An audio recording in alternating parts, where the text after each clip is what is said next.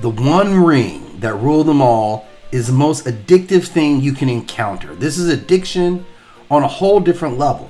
Well, let's talk about the psychology that goes along with being addicted to this particular type of drug, worse than anything else.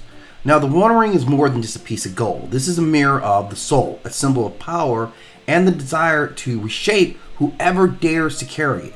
Now, at its core, the ring amplifies whatever is already inside of you.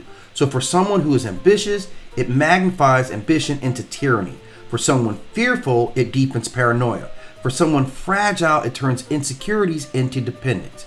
And that's why Gandalf and Gandrel refused it. They knew the ring would not change their goals, but would twist their methods, turning them into tyrants cloaked in good intentions. Now, the psychological hooks of the One Ring are absolutely devastating.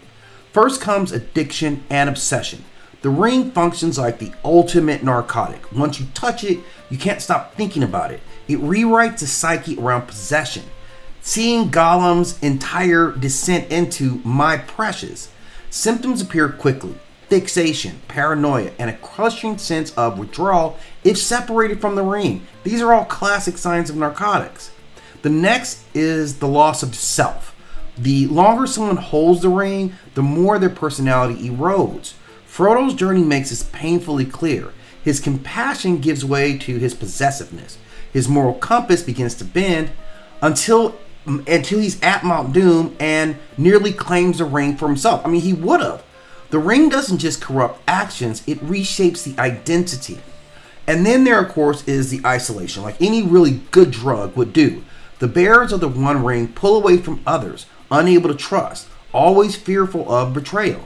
Gollum becomes the extreme case, living in shadows, consumed by whispers, and Frodo too grows distant even from Sam, who was on the journey with them.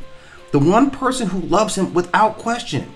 But addiction always isolates, and the ring reflects the truth of that brutal accuracy. Now, the ring also acts as trauma. It forms a toxic bond with its bearer, abusing them with paranoia and cravings, but offering fleeting moments of empowerment. The cycle of abuse and reward is exactly how toxic relationships work psychologically. The ring doesn't just sit on your finger, it literally gaslights you. In human terms, the ring reflects some of our darkest patterns. Addiction, the cycle of craving, using, and crashing. Obsession, the fixation of something destructive we believe will save us. Power hunger, the idea that once you've tasted control, nothing else will ever be enough. And the ego inflation, the delusion that you are the one strong enough to wield this ring without its consequences. And the truth is, the One Ring doesn't only corrupt, it reveals. It shows a shadow that is already within and convinces you that the shadow is who you really are.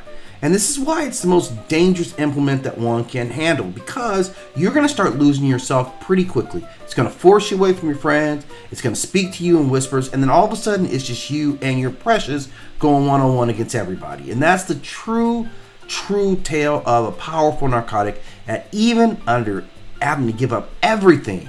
We saw with Gollum, at the end he gave up his life just trying to get it to hold, and he was satisfied. In that one last moment when he possessed it, he was in ecstasy again. And that's the power of a ring of this magnitude.